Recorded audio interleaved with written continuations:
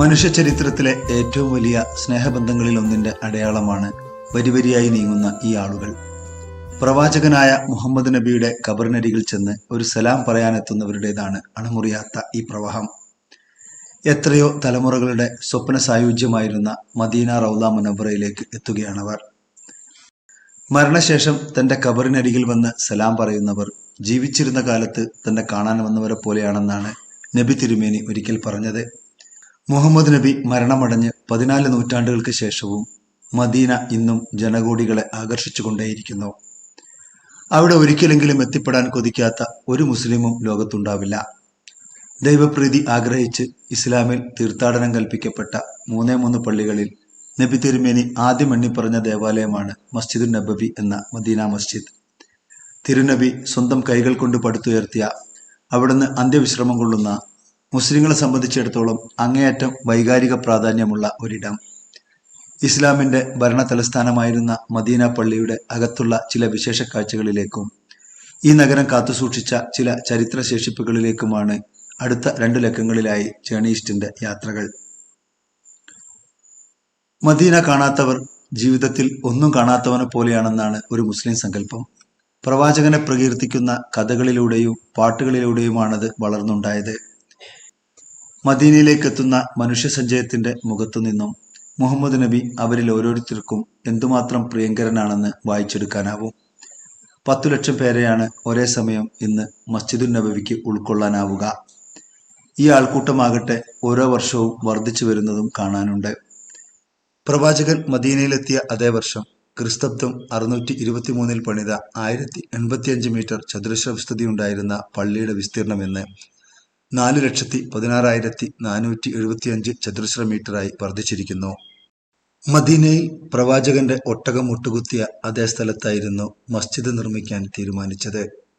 ഈ സ്ഥലം സൗജന്യമായി വാഗ്ദാനം ചെയ്ത് സാഹിൽ എന്നും സുഹൈൽ എന്നും പേരുള്ള 2 അനാഥരായ സഹോദരന്മാർ നബിയെ സമീപിച്ചു. അവരിൽ നിന്നും സൗജന്യമായി സ്വീകരിക്കാതെ അബു അയ്യൂബുൽ അൻസാരി എന്ന മദീനയിലെ തന്റെ ആതിഥേയനോട് ഈ സഹോദരന്മാർക്ക് പണം നൽകാൻ ആവശ്യപ്പെടുകയാണ് തിരുനബി ചെയ്തത്. അതോടെ ഇസ്ലാമിക ചരിത്രത്തിലെ ഏറ്റവും വലിയ വഖഫ് ദാതാവായി അൻസാരി മാറുകയും ചെയ്തു.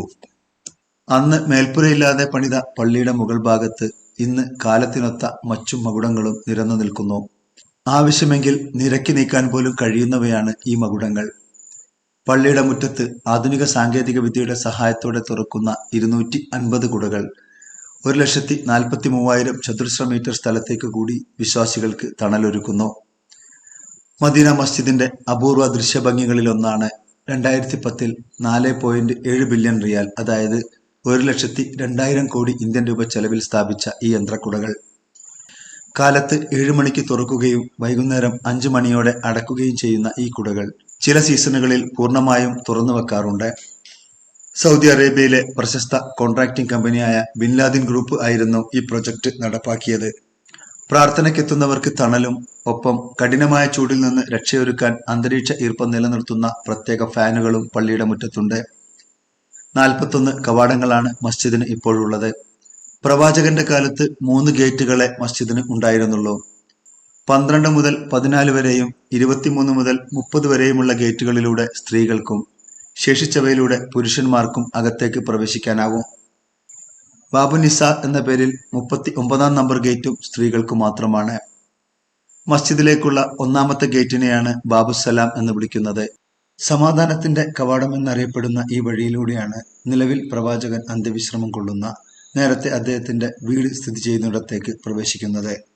1ാം ഖലീഫ അബൂബക്കർ സിദ്ദീഖിന്റെയും 2ാം ഖലീഫ ഉമർ ബിൻ ഖത്താബിന്റെയും 3ഉം 4ഉം ഖലീഫമാരായ ഉസ്മാൻ ബിൻ അഫ്ഫാന്റെയും അലി ബിൻ അബി താലിബിന്റെയും പേരുകളിലും ഇമാം ബുഖാരിയുടെയും പ്രമുഖ സഹാബിവര്യനായിരുന്ന ബിലാൽ ബിൻ റബാഹിന്റെയും വിവിധ കാലഘട്ടങ്ങളിൽ മസ്ജിദ് നവീകരണത്തിന് മുൻകൈയെടുത്ത ഭരണാധികാരികളുടെയും പേരുകളിൽ പള്ളിക്ക് പ്രവേശന കവാടങ്ങളുണ്ട്.